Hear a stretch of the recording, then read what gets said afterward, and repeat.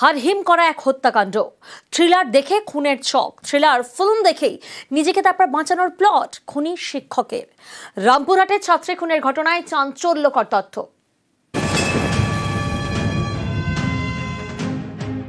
বীরভূমের রামপুরহাটে ক্লাস 7-এর ছাত্রীকে নির্যাতন করে খুন, দেহ টুকরো টুকরো করে ফেলে দেওয়া হয় খালে। এই ঘটনায় চাঞ্চল্যকর তথ্য পুলিশের হাতে। তারা জানতে পেরেছে থ্রিলার মুভি দেখে ছাত্রীকে খুনের ছক কষে তারই স্কুলের শিক্ষক মনোজ কুমার পাল। সেই সব ক্রাইম থ্রিলার দেখে নিজেকে বাঁচানোরও ছক কষে।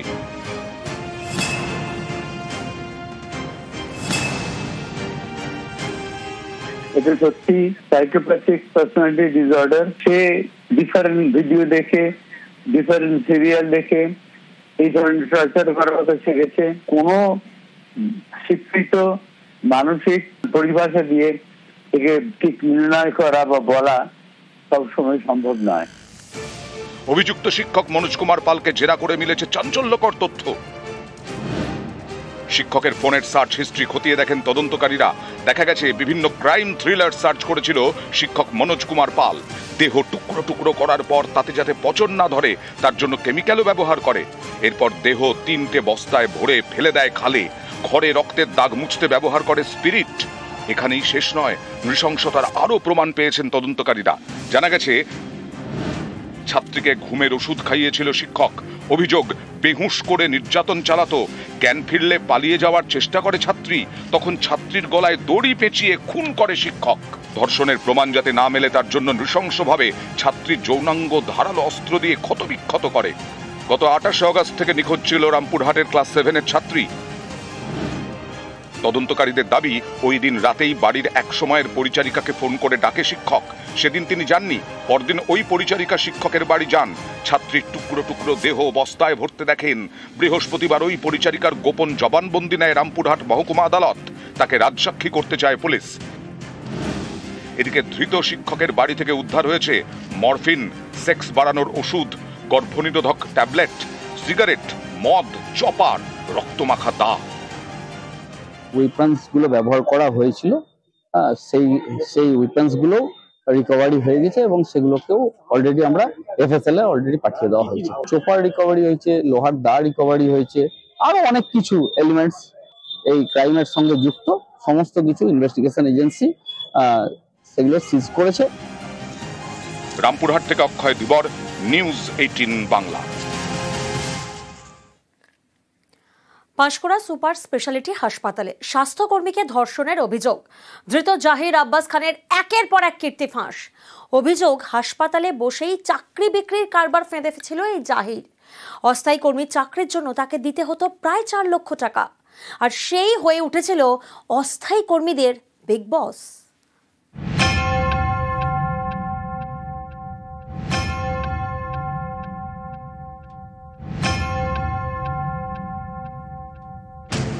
পূর্ব মেদিনীপুরের পাঁশকুড়া সুপার স্পেশালিটি হাসপাতাল। এই সরকারি হাসপাতালের স্টোর রুমে এক স্বাস্থ্যকর্মীকে ধর্ষণের অভিযোগে সম্প্রতি গ্রেপ্তার করা হয় ফ্যাসিলিটি ম্যানেজার জাহির আব্বাস খানকে। সে ঠিকাদার সংস্থার কর্মী, নামেই কর্মী, আসলে বিগ বস, বড় মাতব্বর। অভিযোগ, সরকারি হাসপাতালে বসে ঠিকা কর্মীর চাকরি বিক্রি করত জাহির। মাথা পিছু নিত প্রায় 4 লক্ষ টাকা। অভিযোগ, যারা কাজে যোগ্য নন তারাও টাকা দিয়ে চাকরি পেয়ে যেতেন। এভাবে চাকরি দিয়ে জাহির হয়ে উঠেছিল ঠিকা কর্মীদের বিগ বস। ঢোকার জন্য ও টাকা নিত। কত টাকা করে? 3.5-4 লাখ এরকম। কতজনকে এরকম নিয়োগ করেছে? এখানে ধরুন না 133 জন, তো 133 জনের ফার্স্ট যে 15 জন 45 জন প্রায় হবে, ওরা বাদে আর সবাইকে এতটা পরিমাণে মূল্য দিতে হয়েছে। মানে 133-এর 45 জন নলেজ থাকুক আর না থাকুক টাকা দিতে হবে। আপনারা কি ওকে ডাইরেক্ট দিয়েছিলেন টাকাটা? আমি ডাইরেক্ট দিইনি, আপনি কারো মাধ্যম হয়ে দিয়েছিলেন? ইনভেস্টিগেশন করতে গিয়ে আমরা বহু সংখ্যক পুরুষ কর্মী রয়েছে, মহিলা কর্মী রয়েছে, তাদের আমরা গোপন জবানবন্দি রেকর্ড করেছি। যে জবানবন্দিতে যে অভিযোগ উঠে আসছে, সেখানে যদি আপনি যে বললেন যদি কোনো টাকা নিয়ে কোনো লোক ঢোকানোর অভিযোগ উঠে আসছে, আমরা নিশ্চয়ই কিন্তু সেই তদন্ত করব।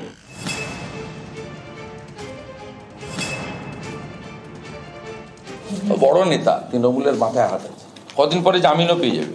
জাহির আব্বাসের সঙ্গে তৃণমূল কংগ্রেসের কোনো যোগাযোগ নেই। এর পিছনে তৎকালীন তৃণমূল কংগ্রেসের নেতা, আজকে বিজেপির নেতা তরুণ ভট্টাচার্য যুক্ত আছে। পাঁশকুড়া সরকারি হাসপাতালে স্বাস্থ্যকর্মী ও নিরাপত্তা কর্মী নিয়োগ করে একটি ঠিকা সংস্থা। সেই সংস্থারই কর্মী জাহির আব্বাস খান। জাহিরের গ্রেপ্তারের পর থেকে একে একে মুখ খুলতে শুরু করেছেন হাসপাতালের অন্য কর্মীরা। জাহিরের বিরুদ্ধে আগেও ধর্ষণের অভিযোগ উঠেছে, জেলেও যেতে হয়েছে। এমন ব্যক্তিকে কিভাবে হাসপাতালে নিয়োগ করা হলো তা নিয়ে প্রশ্ন তুলেছেন অনেকেই। পাঁশকুড়া থেকে ক্যামেরায় সর্বানন্দ মিশ্রর সঙ্গে সুজিত ভৌমিক, নিউজ 18 বাংলা। মাসখানেক আগে কাছ থেকে ছাঁটাই, অভিযোগ সেই আক্রোশেই ব্যবসায়ীর উপর হামলা। হাঁসুয়া দিয়ে এলোপাথারি কোপ, বাদ গেল ব্যবসায়ীর বাঁ হাতের কবজি। জলপাইগুড়ির ঘটনায় অভিযুক্ত যুবক গ্রেফতার।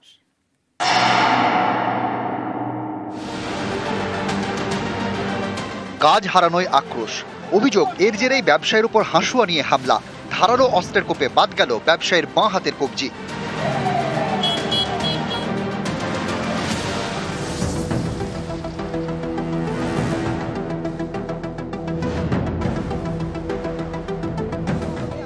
জলপাইগুড়ি শহর লাগোয়া অরবিন্দ গ্রাম পঞ্চায়েত।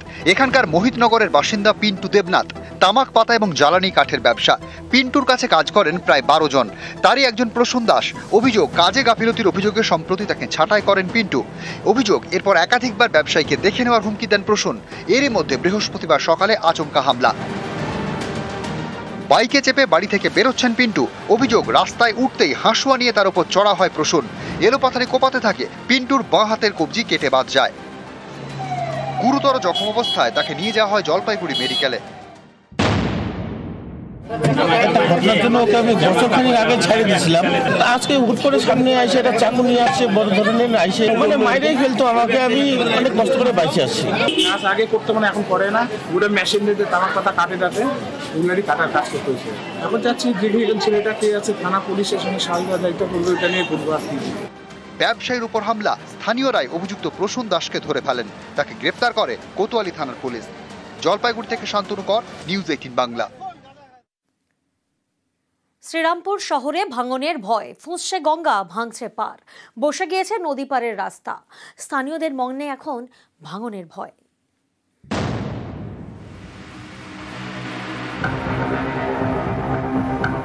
গঙ্গার পাড়ে ফাটল,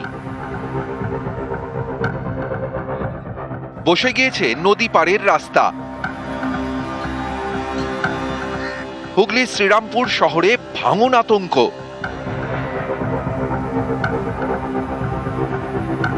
এই গঙ্গা ভাঙনে আমরা বিরাট আতঙ্কে আছি। কাছাকাছি ট্যাঙ্কিটা রয়েছে, এই ভাঙনে যদি ট্যাঙ্কিতে কিছু অসুবিধা হয় তাহলে আশেপাশে বাড়িতে অনেক ক্ষতি হবে, অনেক লোক মারা যেতে পারে। রাস্তাটা পুরো বসে গেছে, লোক ভয় আতঙ্কে রয়েছে এখানকার লোকেরা। একদিকে নিম্নচাপ, আরেকদিকে অমাবস্যার কোটালের প্রভাব। জোড়া ফলায় ফুঁসছে গঙ্গা। শ্রীরামপুরে 18 নম্বর ওয়ার্ডের নেহরুনগর কলোনি, গা ঘেঁষে বয়ে গিয়েছে গঙ্গা। নেহরুনগরের সিদ্ধেশ্বরী তলা থেকে মাহেশ পর্যন্ত বিস্তীর্ণ এলাকায় নদী পাড়। গঙ্গার জলের ধাক্কায় সেই পাড় ভাঙতে শুরু করেছে। বুধবার স্থানীয়দের চোখে পড়ে ভয়ঙ্কর ছবি। গঙ্গা পাড়ের পাকা রাস্তার অনেকটা একেবারে বসে গিয়েছে। বহুদিন ধরে এটাকে কোনো রক্ষণাবেক্ষণ করা হয় না, যার জন্যই এই অবস্থা। এবং চারিদিকে ফাটল দেখা দিয়েছে এবং যখন তখন ভেঙে চলে যেতে পারে। আমরা খুব আতঙ্কিত। ইরিগেশন ডিপার্টমেন্ট এটা নিয়ে খুব সিরিয়াস আছে। আশা করছি খুব তাড়াতাড়ি এটা সলভ হবে। আর বড় কিছু ক্ষতি হয় বা জল ঢোকে তাহলে আমরা সেইগুলো পরিবারকে শিফট করার কথা প্রশাসনের সাথে আলোচনা করে আমরা সিদ্ধান্ত নেব।